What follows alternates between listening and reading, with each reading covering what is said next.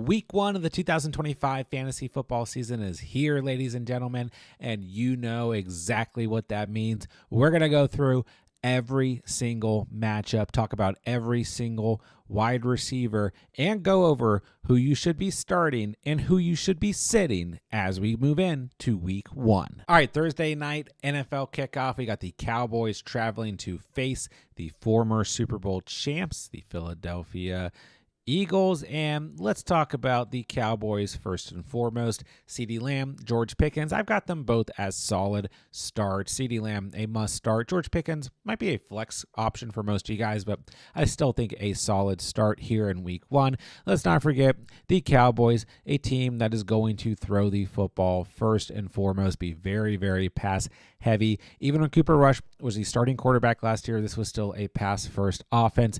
Now we go into 2025. Poor defense for the Cowboys, poor offensive line, and an atrocious running back room. This is a team that's going to be in the position to throw the football a lot throughout the course of the season. Dak Prescott is healthy. This is going to be a team that's going to be very good for fantasy when it comes to the quarterback and wide receiver position. If you drafted CeeDee Lamb, we don't need to break it down. He was still the wide receiver 8 last year, even with Dak Prescott missing the majority of the season. He's been the wide receiver 5 or better in the 2 previous seasons, including a number 1 overall finish in 2023 at the position. So if you own CeeDee Lamb, you're rolling with him with confidence, even in a matchup on the road that is not so great on paper. And when it comes to George Pickens, yes, there will be enough targets for both CeeDee Lamb and George Pickens in this offense. And I think George Pickens is going to be a very good flex option with a lot of upside. And the fact that CeeDee Lamb is on the field is only going to help George Pickens, just like other offenses, like, when we see Jamar Chase and T. Higgins or Justin Jefferson, Jordan Addison, or even A.J. Brown and Devonta Smith, right? Pickens, Lamb, it's going to be fine. It's going to be very good for fantasy football throughout the entirety of the season, as long as everybody on this offense is healthy, mainly Dak Prescott, right? Any other Cowboys wide receiver, we don't need to worry about them. They're going to be sits, not going to be fantasy relevant here in week 1. Then looking at the Eagles, basically the same exact story. You own A.J. Brown, you own Devonta Smith, you start both these guys. I think both have been pretty underrated throughout the course of draft season. And I will say that A.J. Brown has been dealing with a hamstring injury, but it looks like he's going to be good to go week 1. If for some reason he was ruled out, then obviously, we're not starting A.J. Brown, but A.J. Brown, I think is going to be good to go. Solid start in week 1 against the Cowboys. Devonta Smith, if you own him, he might be a flex option for you guys out there, and he has been dealing with a groin injury, but I think both these guys are going to be good to go in week 1. Devonta Smith is still very consistent when healthy. Another guy who's just criminally underrated every off season, it feels like. Any other Eagles wide receiver, like even in the scenario that we see an A.J. Brown or Devonta Smith miss this game, which I don't think we're going to, they would still be a sit. Let's not get pretty. There's no reason to start any other wide receiver on this team, especially in week 1 in any format. So CeeDee Lamb, George Pickens, A.J. Brown, Devonta Smith, you drafted these guys for a reason. They're going to be solid starts throughout the entirety of the season, and they're also solid starts in week 1. Moving along, Friday night, we're going to have the Super Bowl losers. That's the Kansas City Chiefs traveling to face the L.A. Chargers for some week 1 Friday night action. And hey, it would not be an off season without some Kansas City Chiefs wide receiver drama. We know Rashee Rice is going to miss the first 6 games of the season as he faces a suspension. What does that mean for everybody else here? I think Xavier Worthy is a solid start. Not the best matchup on the road here against the Chargers, but I will go ahead and still call Xavier Worthy. He's going to be in line for a lot of volume, a very solid start here in week 1. We got an aging Travis Kelce at the tight end position, and then outside of that, a ton of wide receivers who are kind of hit or miss, right? Xavier Worthy is going to be the guy who gets the bulk of the volume here, and the Chargers came in 20th against opposing wide receivers last year in terms of fantasy points allowed, so it's not like their secondary is that great on paper. This is a good defense, but they're better against the run than against the pass. Xavier Worthy going to be in line for a lot of targets. This is the reason why you drafted Worthy, because you're betting on, Rashee Rice at least missing part of the season, and now we know that's going to happen through the first 6 games of the year. You own Xavier Worthy, solid start. Might be a flex for you, but whatever. Get him in your starting lineup. I like him a lot here in week 1. Hollywood Brown, Juju Smith-Schuster, anybody else on this roster, Jalen Royals, anybody that you're eyeing, let's sit back and see what happens first. Don't get cute. Xavier Worthy, solid start. That's it for me in week 1. Then we look at the Chargers. We do have some concerns for this passing game with Rashawn Slater set to miss the entirety of the season at the tackle position. How does that impact things? I mean, it will impact things if you look at the numbers last year, when Rashawn Slater was on the field and when he was not. But ultimately, I still think that this is going to be a good enough team with a good enough amount of playmakers that we don't need to worry here. And I feel like Ladd McConkey has kind of moved down in perceived value throughout the course of the offseason, but I still think Ladd McConkey is that guy. Wide receiver 13 last year in fantasy football and PPR scoring, over 1,100 receiving yards, 7 receiving touchdowns off of 82 catches. He is the true number 1 wide receiver on this team. I know they're a run-first team, defensive-minded, all that stuff. Ladd is going to get his. He's still a solid start in a tough matchup against the Chiefs here in week 1, who allow the 12th fewest fantasy points to opposing wide receivers. I still like Ladd this week. Don't overthink it. Keenan Allen, I think, is flexible, but I would call him a low-end flex. I'm kind of expecting him to, move into the wide receiver 2 type role here, but we still have a lot of names on this roster. Trey Harris, Keandre Lambert-Smith. I know Quentin Johnston's been banged up in concussion protocol, but I still think he'll have moments throughout the season. It's not like statistically as bad as Quentin Johnston is. He was okay, 55 catches, 711 receiving yards, 8 touchdowns. He had moments last year. He's moving down, trending downward. Don't get me wrong. It feels like he always is, but there's going to be involvement from these other guys, but we don't need to try and figure it out in week 1. Keenan Allen for me is a flex option with risk if you are desperate, but I would say for majority of you guys, once again, it's week 1. You probably don't need to start Keenan Allen. If you're desperate, he's probably okay. But in this matchup, Xavier Worthy, Ladd McConkey, those are the main players that you guys need to pay attention to. Moving into Sunday's action, starting with the 1 o'clock games, we're going to have the Dolphins traveling to face the Indianapolis Colts. And we do have Tyreek Hill dealing with an oblique injury, which probably doesn't make you feel great, with Tyreek Hill also being one of these guys that's been trending down throughout the course of the offseason, but we know that Tua's healthy. So in this matchup against the Colts, which is a pretty good matchup, who allowed the 22nd most fantasy points to wide receivers last year, Tyreek Hill, if you drafted him, I'm pretty sure you drafted him to start him, right? He was still a 3rd-round wide receiver. Roll with him. I like the matchup against the Colts here in week 1. I've been pretty low on Jalen Waddle throughout the course of the offseason. I know Waddle truthers come for me in the comments, but just not been a guy that I drafted a lot of this year. But I do think he's a good flex option, once again, due to the matchup. I'm keeping an eye on Malik Washington. We want to see what that role turns into, but no reason to start him. Maybe a solid stash or a waiver player that turns into something, or maybe it was just preseason hype. We'll see over the next couple of weeks. Nick Westbrook-Akine, if he scores a touchdown, maybe there's potential to see another touchdown streak like last year, but no, we're not starting Nick Westbrook-Akine in week 1 in any format. Then we look at the Colts defense. It's important to keep in mind, while this Dolphins defense is really poor on paper, they did allow the 3rd fewest fantasy points to wide receivers last year, although there have been some switch ups in that secondary throughout the course of the offseason, right? So I think Josh Downs, Michael Pittman are still good flex options, but they are in a lower tier kind of desperation flex for me. You drafted these guys pretty late, so I don't think that you need to go out of your way to start them. Josh Downs has been dealing with a hamstring injury, but he's been back at practice. So, Daniel Jones, the starting quarterback, how does that impact things here? Once again, only time is going to be able to tell here, and I do think that Daniel Jones can do enough that Josh Downs and Pittman can be viable flex options at times throughout the season.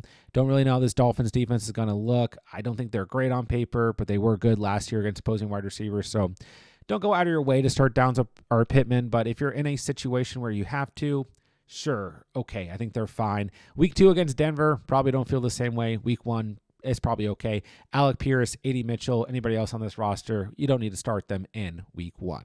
Next up, we have the Steelers traveling to face the Jets. Aaron Rodgers going up against his former team with a new wide receiver on the road here. What does that mean for DK Metcalf? And that's basically it for the Steelers. I think Metcalf's fine this week. It's not a great matchup against the Jets. Allowed the 4th fewest fantasy points to wide receivers last year. Their defense was not good last year, especially against the run, but they were good against opposing wide receivers when it comes to fantasy. Obviously, Sauce Gardner is going to be on Metcalf in this game because, well, there's not really anybody else to cover on this Steelers team, but I think the volume will be there for Metcalf. He's a kind of low floor. I mean, I guess low ceiling, okay floor type player this week.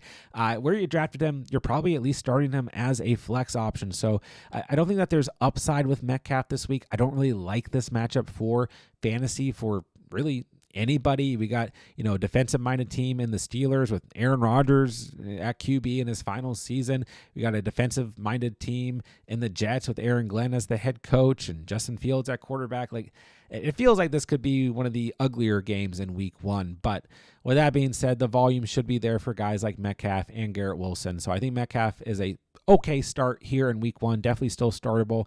Anybody else on this team, I do think that there's going to be opportunity for another wide receiver to have a big role, and I've been saying all offseason long, I think Calvin Austin can be that guy, and probably not Roman Wilson the way I'm looking at it. We'll find out.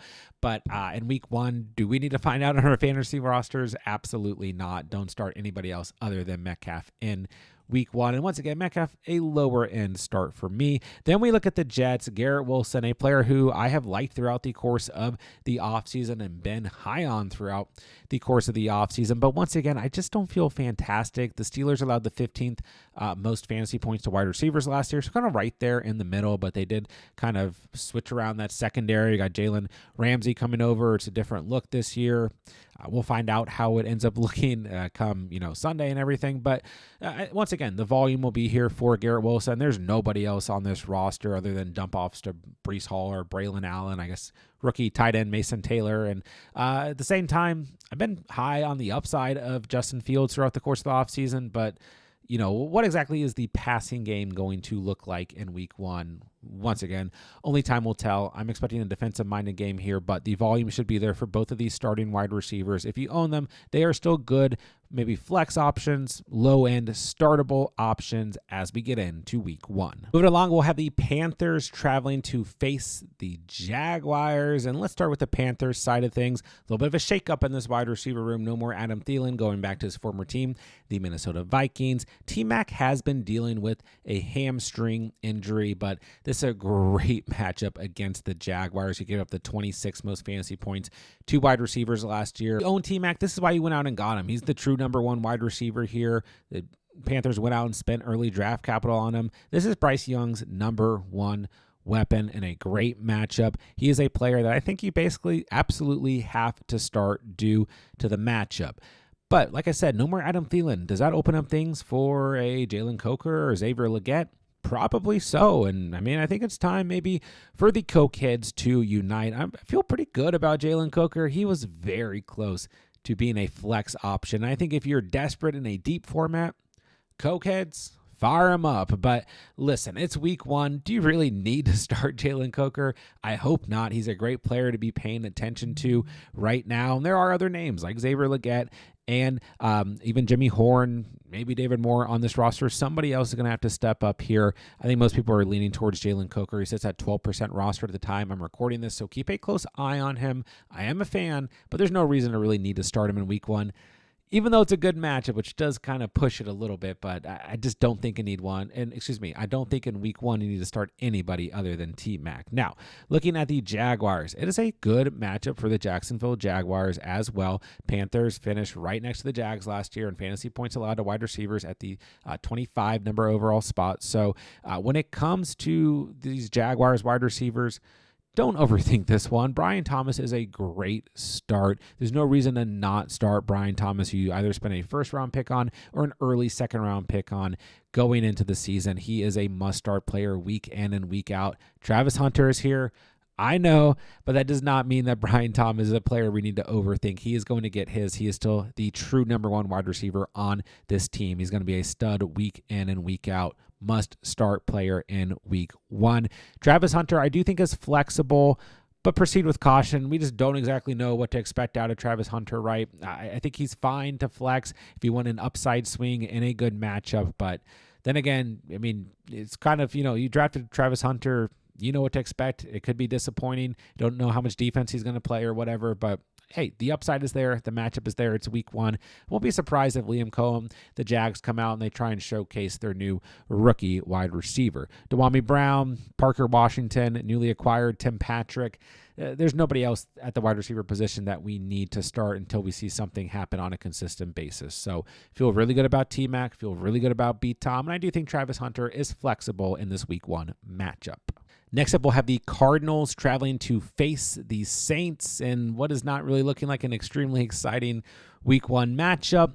Nonetheless, we have plenty of players to talk about. Let's start with Marvin Harrison Jr., who I do think is a solid start in week 1. He gets a good matchup. The Saints allowed the 29th most fantasy points to opposing wide receivers last year. So listen, don't overthink it. I know Marvin Harrison Jr. by drafting standards last year was disappointing as the wide receiver 30 overall, but he still had 885 receiving yards off of 62 catches and 8 touchdowns. So still a good rookie season. Just didn't quite live up to the expectations. And then we saw a lot of other very dominant rookie wide receivers last year. But Marvin Harrison Jr. in week 1 is a no-brainer must start against a very bad Saints secondary. Michael Wilson, Greg Dortch the Torch, anybody else here on the Cardinals we don't even need to consider in week 1. When it comes to the Saints, Chris Olave, Rashid Shaheed, probably the 2 names that you guys are going to be looking at. I do think Chris Olave is a low-end flex going into this matchup against the Cardinals. They finished 17th overall in terms of fantasy points allowed to wide receivers last year. They've had some injuries in the offseason. I think Olave is definitely very startable. I just don't know what the real upside here is. Like, the targets and volume should be there, but Spencer Rattler is going to be the starting quarterback. Yeah, I just don't think there's a lot of upside. You own Olave. You drafted him late. I don't know that you really need to start him, but if you're in a position where you need to flex him, sure, fine. Volume is probably there, but just don't go out of your way to do so. This could pretty quickly turn into an ugly game for the Saints offense. Who knows? Maybe they have something up their sleeves with, new coaching staff and all that. Rashid Shaheed, I do think is a player that should be rostered. I do like his potential upside and swings throughout the course of the season, but it's week 1. I don't think you need to start him. Let's sit back and see how things look. He was on a very, very good pace to start the year last year before he got hurt, but it's a different team here to start the year. Not that the team was great last year or anything before Carr got hurt and everything, but at the same time, I just don't think you need to start with Shaheed. It's that basic in week 1. Brandon Cooks, Devon Vele, anybody else here also don't need to start them. So Chris Olave, definitely startable in week 1, kind of lower end for me, more of a flex. Marvin Harrison Jr., solid, very good start here in week 1. Next up, we're going to have the Giants traveling to face the Commanders. Let's start with Malik Neighbors, who has been dealing with 3 different injuries throughout the course of the offseason. A toe injury that's been lingering since college, a shoulder injury, and then some issues with his back as well. Listen, I was super high on Malik Neighbors to start the offseason. I think, he still has the potential, even with these injuries, to finish as the number 1 wide receiver overall in fantasy football this year. And I am still a Malik Neighbors fan, but I am also really worried about Malik Neighbors. We look at this matchup against Washington here in week 1, and they allowed the 8th fewest fantasy points to wide receivers, surprisingly, last year. So it's not necessarily the best matchup, but they're also not really the best defense on paper. So just cutting to the chase here, if you own Malik Neighbors, he's listed as healthy. I still think you have to start him. I just don't see a world where if Malik Neighbors is healthy that you're not starting him. So am I concerned about the injuries? Am I concerned a bit about this season for Neighbors? I would be lying if I didn't say yes, but if you own Neighbors, I'm still rolling with him. Russell Wilson's going to be the starting quarterback. He can easily support Neighbors. Still got to roll with him if you own him. Rondell Robinson, Darius Slayton, Jalen Hyatt, anybody else on this team that you might be considering.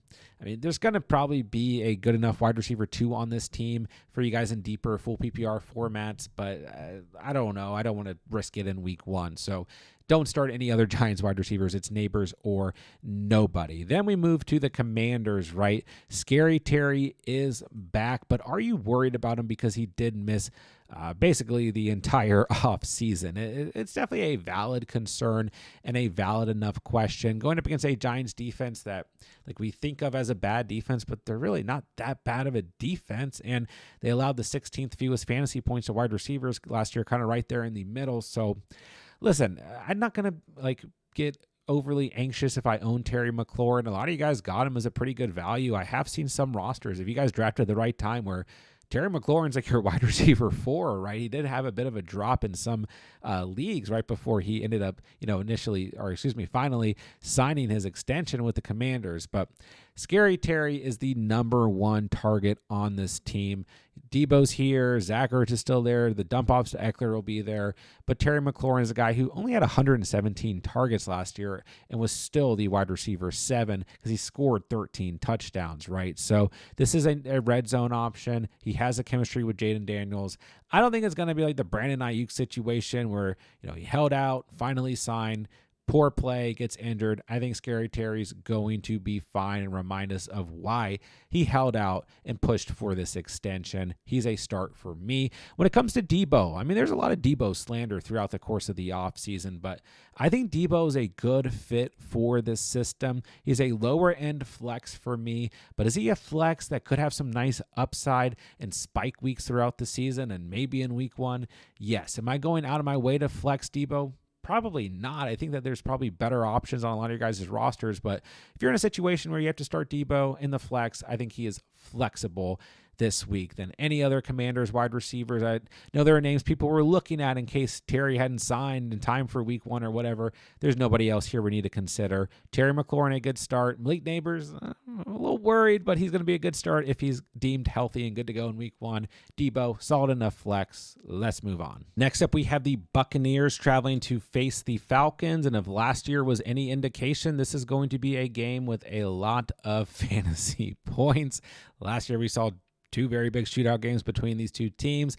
And we look at the Buccaneers wide receivers. Mike Evans is healthy. He's going to be out there. Rookie Emeka Egbuka is healthy, going to be out there. Chris Godwin, Jalen McMillan, not going to be healthy, not going to be options here in week 1. The other 2 wide receivers are absolute must starts. The Falcons gave up the most fantasy points to opposing wide receivers last year. Baker Mayfield is coming off of an MVP caliber type season. I know Tristan Wirfs on the offensive line is going to be missing, but don't overthink it. This team is going to score a lot of points this year, be in the red zone a lot, and they're going to throw the football a lot. Mike Evans and Egbuka should absolutely eat in week 1 and showcase that offense on the road in big fashion. You have to start both of these players if you own them. Maybe you're looking a little bit deeper because we know Godwin and McMillan are going to miss some time. Sterling Shepard had some moments last year. Still not startable. Ryan Miller's on this roster. Not startable. Evans, Egbuka, great starts here in week 1. I'm so confident in the Buccaneers offense and this great matchup in week 1 that I'm headed straight to Underdog to take the over on Mike Evans to score a touchdown in week 1. If you guys are new to Underdog, make sure you guys sign up using the link down below. Promo code THECATCH. You're going to get a free NFL Pick'em for week 1. Take that free Pick'em. Take Mike Evans to score a touchdown. And if both of those hit, you're going to automatically double your cash entry. And on top of that, Underdog is giving all new users who deposit with promo code THECATCH a 50% deposit match up to $1,000. And as soon as you play with $5 on Underdog Fantasy, they're going to automatically give you an additional $50 to use towards week 1. So once again, new users on Underdog, sign up using promo code THECATCH, and let's bring home an Underdog dub in week 1. Then we look on the flip side, Drake London and company. I'm definitely starting Drake London if I own him, and if you drafted him, you're starting him. You don't need to overthink it. Once again, great matchup for the Bucs wide receivers, great matchup for the Falcons wide receivers. The Bucs gave up the 28th most fantasy points to opposing wide receivers last year. Drake London with Michael Penix last year was on absolute fire, and everyone talks about that, right? But he was still extremely good when Kirk Cousins was the starting quarterback, finishing as the wide receiver 5 on the year in PPR. So Drake London, we don't need to discuss it a lot. He's a solid start.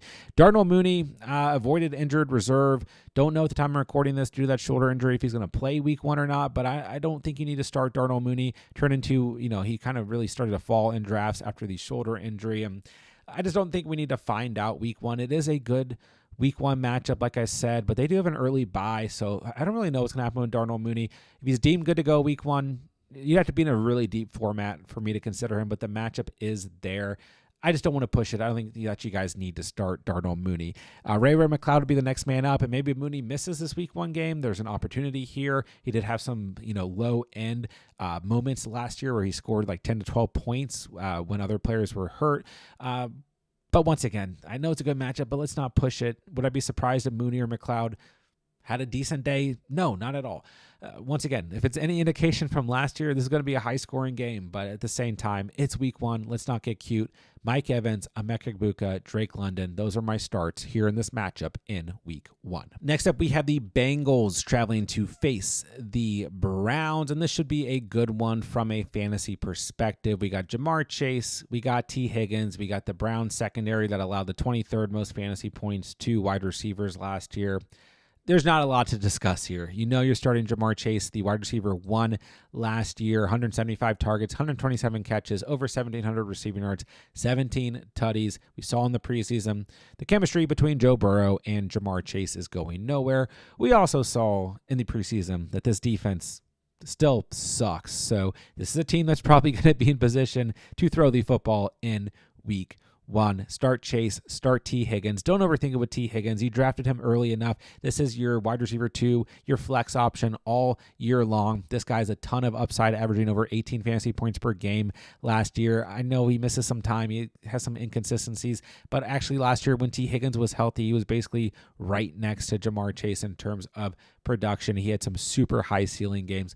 Don't overthink it. T. Higgins is a great start this week. Anybody else on this roster, we don't need to consider in week 1, even in a good matchup. But when it comes to the Browns, what do we do here? There's kind of like this smear against the Browns and their offense right now. The quarterback situation a little bit shaky, but we're going to get Joe Flacco, and I do think he will be good enough to support Jerry Jeudy and company. And once again, they're playing the Bengals, one of the worst, if not the worst defense in the NFL. They only allowed the 14th most fantasy points to wide receivers last year, but that's because their run defense was so bad that there just wasn't a lot of points to give up. A majority of the time, we know this defense is bad on paper. So Jerry Jeudy, I think he's a good start, good flex option. He probably is a flex option for you based on where you drafted him. So you own Jeudy, I would feel good this week. I think Joe Flacco will get it done, get him enough volume that he'll come out with a solid week 1 outing. If you guys are in deeper formats, you need a desperation flex. Cedric Tillman,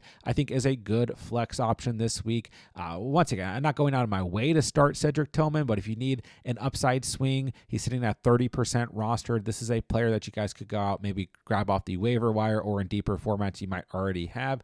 Cedric Tillman, desperate flex. We'll leave it at that. Anybody else on this roster at wide receiver? No, thank you. These are the only guys that we're considering. So Chase, Higgins, don't think twice about it. Jerry Jeudy, I do think is a good start this week. Cedric Tillman, desperation flex. Let's move on. Right, next up, we have the Raiders, who will be traveling to face the Patriots. And this one's a little weird because at the time I'm recording this, we don't know what's going on with Jakobi Meyers. We know that he has requested a trade. We know that the Raiders are looking to actively trade him. So I do apologize if by the time this video comes out, he has been traded. But I think if he's in the scenario that he's still with the Raiders, he's still startable against the Patriots in week 1. I'm really bummed about this because I've been a fan of Meyers in this offense all off season long as a really good late round kind of sleeper wide receiver. But I don't want to talk a lot about it because he's either going to be on the team or he's not going to be on the team. And we know he wants to trade. We know the Raiders are looking to trade him. So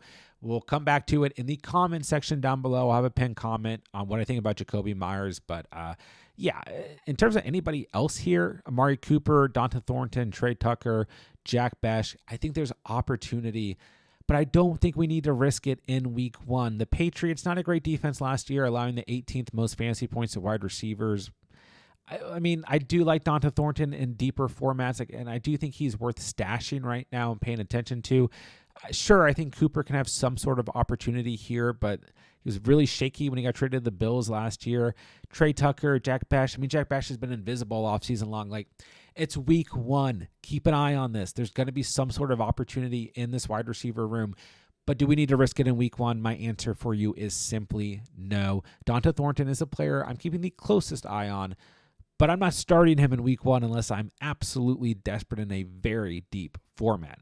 Then we move to the Patriots. Stephon Diggs, a little bit up in the air. It does, according to reports, feel like he's going to be good to go in week 1, which not everybody thought or, could be a possibility in week 1. It's not the best matchup, believe it or not. The Raiders only allowed the 10th most fantasy points to wide receivers last year, so there is that, but I think due to the age and coming off injury, he's just a flex option for me. Also, based on his ADP, very unlikely you drafted him to be more than a flex option. But I do like Stephon Diggs. I think he's the true number 1 wide receiver on the Patriots. So, if Diggs is out there, I think that he is a solid flex option for you guys this week.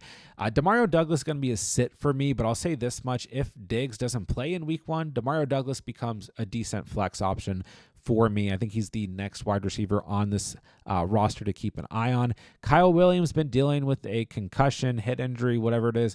And he hasn't done a lot in the offseason to really prove that he's going to walk right into consistent volume. And so I just don't know if I would be confident. And I don't even really think that he needs to be rostered. I know people are still high on him, but I don't think in redraft he needs to be rostered right now.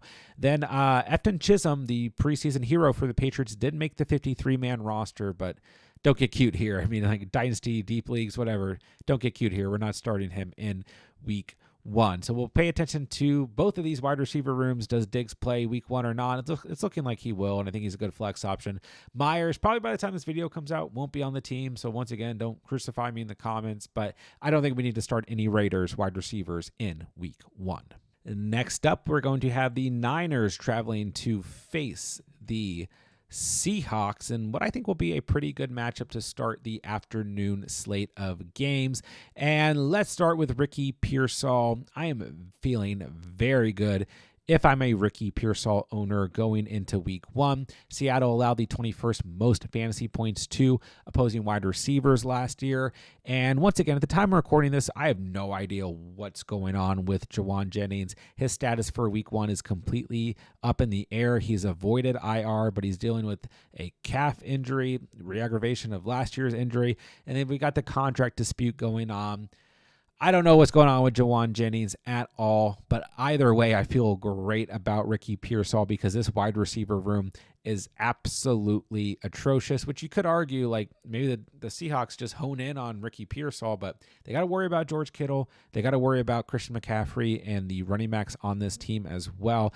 Literally, and I have talked about this in recent videos, when we look at this Niners wide receivers room, it is absolutely decimated from top to bottom right now. Jauan Jennings, his situation, Brandon Ayuk on IR for now. Sky Moore just traded to the Niners. He's the wide receiver 2 on this team at the moment. Demarcus Robinson is suspended for the first 3 games of the season. Jordan Watkins is hurt. MVS is on this team as of 9 hours ago from the time recording this. So it is a complete mess. You're really looking at a potential for Ricky Pearsall being the wide receiver 1 and Sky Moore being the wide receiver 2. Jacob Cowing's also hurt. I don't know what they're putting in the water in San Francisco, but the 49ers wide receivers and quite frankly the running backs need to stop drinking it, or maybe Christian McCaffrey is doing some weird voodoo to not get hurt this year. I don't know, but with that being said, Ricky Pearsall I think is going to have a monster week 1. He is an absolute must-start player for me in week 1. Jauan Jennings, if he plays, very risky flex, desperation flex only. And I don't know that I'd even be that confident to start him in week 1. Maybe I'd wait till week 2 in a better matchup against the Saints. But we'll find out. Once again, I'll let you guys know in the comments how I feel about Jauan Jennings if we do get an update by the time the video comes out.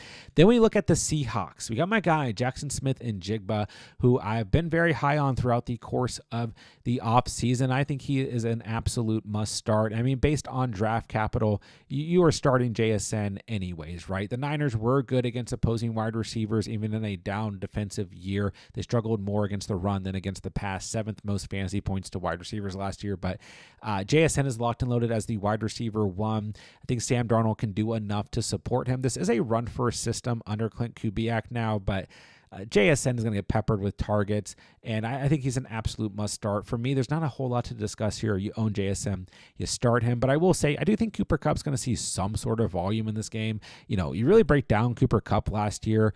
When it comes to fantasy, he only gave you single-digit fantasy performances 5 times last year, but 4 out of those 5 came in the final 4 weeks of the season. So, and all 3 of those came, including a goose egg, through the fantasy playoffs. Outside of that, he had 15 or more fantasy points in every game and 20 or more fantasy points in every game except for 2. Although he only played in 12 games last year. But, I think he'll have some sort of role in this offense. I know that some of you guys out there went out and drafted him as a potential bench/flex option. In week 1, I'm not doing it. I'm not starting Cooper Kupp until we see something on a consistent basis in this system. There are other intriguing names here, like Torrey Horton, who I do like a lot, although he has been battling an ankle injury. And then you got, the preseason hero, Jake Bobo, who is in concussion protocol. But yeah, let's not go any further. Start JSN. That's it. Ricky Pearsall, absolute must start in week 1. We'll stay posted for a Jawan Jennings update. Moving along, we're going to have the Titans traveling to face the Broncos, and this is going to be a tough first start for rookie quarterback Cam Ward. And if you guys watched the videos last year, I very, very rarely recommended starting wide receiver 1s against Pat Surtain. We do have Calvin Ridley. He's been dealing with some veteran training camp soreness. I think he's going to be listed as healthy for week 1, but he is technically listed as questionable. Listen, I really like Calvin Ridley. I've loved him as a value throughout the course of draft season. I do believe that Cam Ward will be a good enough quarterback in his rookie season to support Calvin Ridley. But here in week 1, on the road against Denver, I'm probably only starting Tony Pollard when it comes to the Tennessee Titans. And even then, I'm feeling a little bit shaky. But I'm just not going to start Calvin Ridley. You'd have to be in a really deep format where he's like your wide receiver 2 and you don't have anything better. I just don't want you guys to go out of your way to start Calvin Ridley. Now, the volume should certainly be there for Ridley. Maybe he does walk away with a decent stat line in full PPR, but I just don't want to start low-end wide receivers against Pat Surtain, especially in week 1 on the road with a rookie quarterback. So Calvin Ridley, LKO Manor, Tyler Lockett, whoever you're looking at in terms of Titans wide receivers, they are no-goes, all sits for me in week 1. Then we look at the Broncos. While this is a tough matchup for the Tennessee Titans wide receivers, it is also a relatively tough matchup for the Broncos wide receivers, as the Titans allowed the second fewest wide receiver fantasy points last year, and they're actually pretty good against wide receiver 1s. But I have had the thesis that I think that the Broncos are going to come out, showcase, Bo Nix in his sophomore season in week 1 at home in good fashion. I believe in this offense. They've been one of my favorite offenses throughout the course of the offseason. Maybe the upside's not crazy high for Sutton in week 1, and maybe this team doesn't need to throw the football a lot in week 1. We'll find out. But Sutton, I think, is going to be a week in, week out type guy who you trust. If you own Cortland Sutton, I'm rolling with him in week 1 with confidence. When it comes to the other wide receivers, Marvin Mims is dealing with a groin injury. This is not good. Doesn't make us feel great if you're looking at him as a late round dart throw flex option like I was throughout the course of the off season. If he plays, I think he's flexible, but a low end desperation flex only. And the groin injury doesn't make me feel great. That could open things up for maybe Pat Bryant, for maybe Troy Franklin, who both had some moments in the preseason. Once again, I think the volume will be here. I know Evan Engram's on this team. The run game is going to be better this year, but there's going to be opportunity for other wide receivers other than Cortland Sutton on this team this year. And like I said, throughout the offseason, my choice was Marvin Mims, and I've stuck with it, but the groin injury has me feeling a little bit shaky going into week 1. He's a low-end flex. That's it. Let's sit back and watch Pat Bryant and Troy Franklin. Sutton, I'm still starting him. Titans, just going to be a no-go due to the matchup. So we have the Lions traveling to face the Packers. No more Ben Johnson. Are we worried about the Lions? It's a good question. They're on the road here. I'm not really worried about it. Amon-Ra St. Brown has been the wide receiver 3 in full PPR in 2 straight seasons, had over 1,200 receiving yards, 10-plus receiving touchdowns. If he regresses this year, I still think he's a top 8 fantasy football wide receiver at worst. So I'm starting Amon-Ra with confidence. We look at the Packers last year. They allowed the 5th fewest fantasy points to opposing wide receivers, but they have got absolutely stretched thin at the cornerback position, so I'm not really worried about this matchup for Amon-Ra. He's a start for me. Jameson Williams, I think, is a very solid flex. Really was close to just putting Jameson Williams straight up as a start. Like, I kind of view him like George Pickens. Like, he's going to be one of the better flex options on a week in, week out basis. He might have some weeks where he's a little bit down, but he's going to have a lot of big spike weeks. It's going to be hard to bench him. So for that reason, he's a very strong flex option and still a player that I feel really good about going into the season. A player that we loved last offseason before he had that breakout season last year, finishing as a wide receiver 22, over 1,000 receiving yards and 7 tutties. I still like Jameson Williams quite a bit going into week 1. And I have told you guys throughout the course of the week to go pick up Isaac Tesla. This is a player, if you guys have the roster room, who I think you should absolutely consider stashing if you're in deeper formats, should be rostered. He is a player who I do think could have a very solid role in this offense, and ultimately the Lions went out and traded Tim Patrick, solidifying Tesla as the true wide receiver 3 on this team, moving up on the depth chart. So am I going to get crazy and start him in week 1? Definitely not. And I don't really love the week 2 matchup against Chicago, but once again, opposing defenses got to account for Amon-Ra, Jameson Williams, Sam Laporta at tight end, Gibbs and Monty at running back. There's going to be moments for Tesla, and I think he's certainly a player that you guys need to keep an eye on, but I'm not starting him in week 1.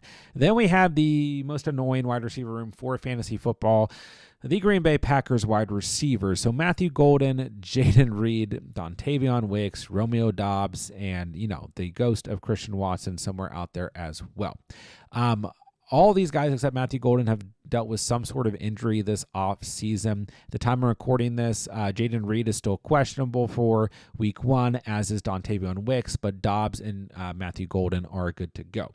The only wide receivers that I really want to start in this offense are Matthew Golden and Jaden Reed when healthy. I know people have been down on Reed throughout the offseason. I know he was in the walking boot. He's been hurt, all that stuff, but I still think he fits this offense, this system well, and he's going to have moments throughout the season where he's heavily utilized. It's going to be kind of annoying like it always is with these Packers wide receivers, but I think he will have flex appeal. He's a low-end flex if he's healthy for me in week 1, but be, cautious due to the fact that he's coming off injury if he does play in week 1. Romeo Doubs always has the opportunity because he has that red zone chemistry with Jordan Love, but it's just not enough for me. Then Wicks, it's not going to be, if he's good to go, it's still not enough for me, but we'll see how things shake out.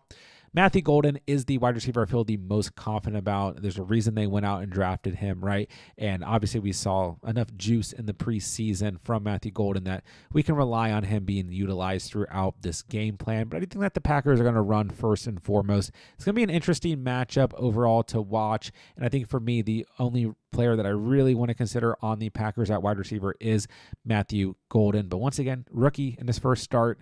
A little bit of risk associated, but when it comes to the Lions, I'd feel very good about J-Mo and Amon-Ra here in week 1. To wrap up the afternoon games, we're going to have the Texans traveling to face the Rams. Let's start with the Texans. Nico Collins, a must start on a week-in, week-out basis. I don't even think we need to talk about this. It's not the best matchup against the Rams. They allowed the 9th fewest fantasy points to wide receivers. I don't care. If Nico was healthy all season long, he could have finished as the wide receiver 1. He's an absolute must start. I have nothing else to say. Start Nico Collins if you own him. I do think that Christian Kirk is a low-end flex this week. Don't get me wrong. I mean, this wide receiver room is still somewhat up in the air with Jaden Higgins and I guess even guys like Xavier Hutchinson and Jalen Noel. But I, throughout the course of the offseason, have believed that Christian Kirk is the true wide receiver 2 on this team. Going to be a good PPR type player, good kind of security blanket type player for CJ Stroud. This offensive line is still not great by any stretch. And we still saw a lot of production out of Stephon Diggs last year, even when Nico Collins was healthy. We saw some moments for Tank Dell when he was healthy, although it was pretty disappointing throughout the majority of the season. But point being, I think this team can absolutely exist with both Nico Collins and Christian Kirk and see both of them be productive from a fantasy standpoint. And the Texans have been one of the most pass-heavy teams over the past 2 seasons, and the running back room looks pretty bad right now, so I think they're going to need to throw the football. So I like Nico Collins, and if you're desperate for a flex, I do think that Christian Kirk is flexible in full PPR in week 1.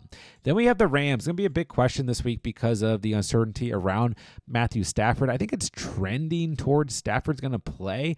He has been practicing throughout the week at the time I'm recording this, so listen, I think if you own Puka, you own Devontae Adams, I mean, maybe you can make a decision if Stafford doesn't play, but I think regardless, Jimmy G is going to be enough in this Sean McVay system to support Puka and Adams. It's not a great matchup here in week 1 against the Texans, who allowed the 11th fewest fantasy points to wide receivers last year, but come on.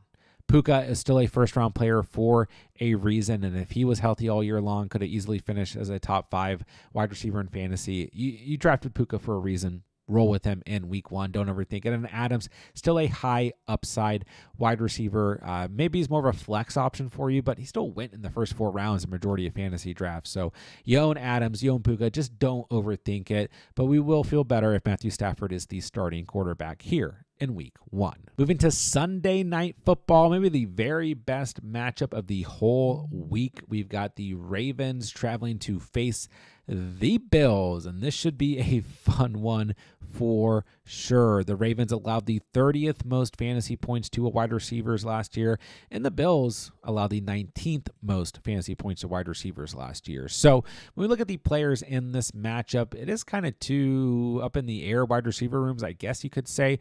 Zay Flowers, wide receiver 31 in his rookie season, wide receiver 25 last year, was solid last year, over 1,000 receiving yards, 4 receiving touchdowns off of 74 catches, but very hard to call like when the spike weeks were going to be, and he had a lot of down weeks because of the success in the run game between Derrick Henry and quarterback Lamar Jackson. And then ultimately, like, we saw some pretty nice spike weeks early to the midpoint of the season, but then just kind of flatlined to end the year and not a high ceiling for Flowers. So listen, I think Flowers is more of a flex option, but he can still be considered a start overall, essentially based on where you drafted him. You probably drafted him to be the starter in your flex spot. So you own Zay Flowers.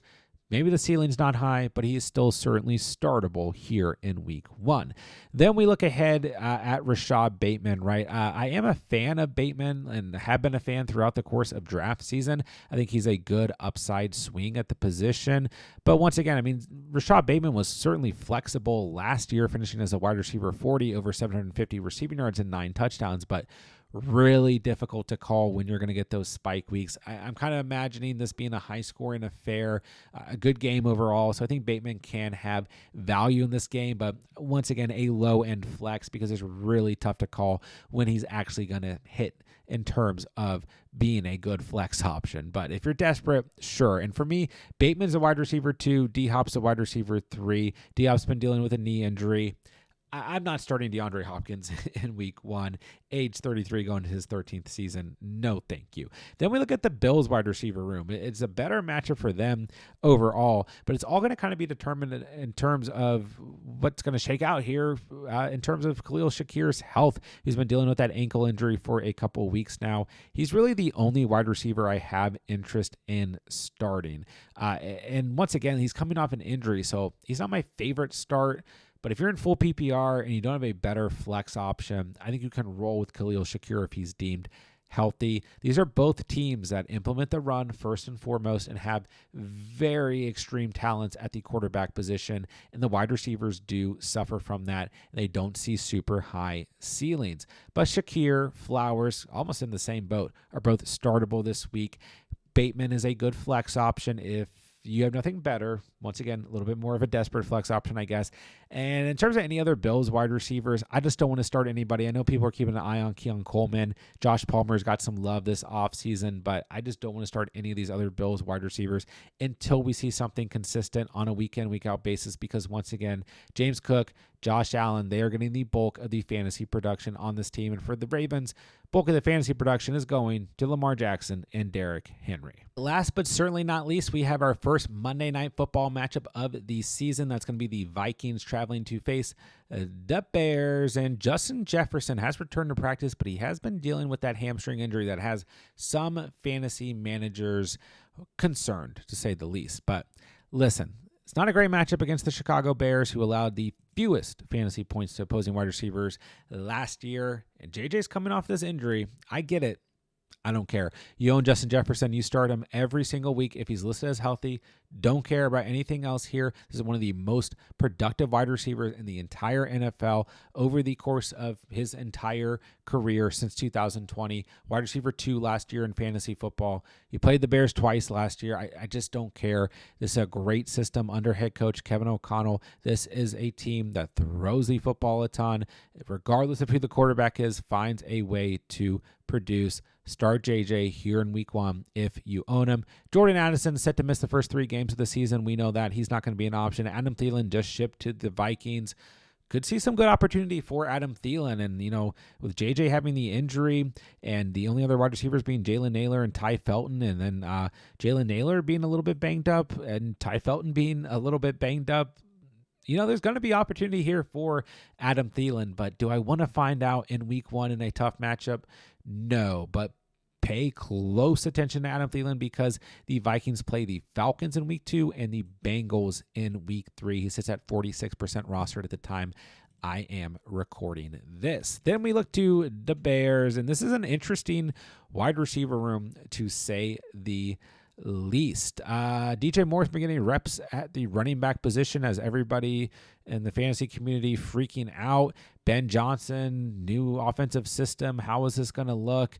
I don't know. The Vikings had very good defense last year, but they allowed the second most fantasy points to opposing wide receivers. Could be a lot of opportunity here. I am in the boat, very few. I'm not giving up on DJ Moore. I still think he will be the true wide receiver 1 on this team. I think if you drafted him based on his ADP, you're probably starting him anyways. It's a good matchup.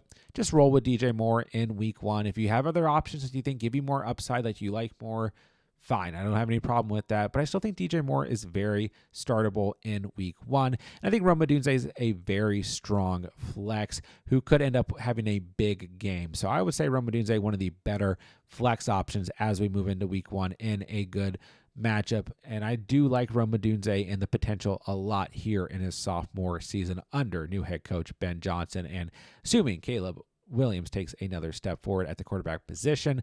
Luther Burden, a player to pay close attention to, still got drafted in a lot of leagues, sitting at 57% rostered at the time of recording this. He's a player to certainly pay attention to. It's going to be really interesting to see how this offense looks in week 1 at home against a pretty good defense. But once again, a defense that allowed a lot of fantasy points to wide receivers. So let's not overreact here. Let's sit back. Let's see how this thing plays out. I still think DJ Moore is startable. Rome Odunze, very, very strong flex. Justin Jefferson, if you own him, come on. You got to start JJ. It's week 1. There you have it. There's every single wide receiver, every single matchup, and who you should be starting, who you should be sitting in week 1 of the fantasy season. Guys, I'm so pumped to be here with you guys throughout the course of the entire fantasy season, help you guys dominate and bring home that championship trophy here in 2025. With that being said, I'm going to ask you guys to all hit the like button on the way out. I want to see how many likes we can get on our first wide receiver start sit video of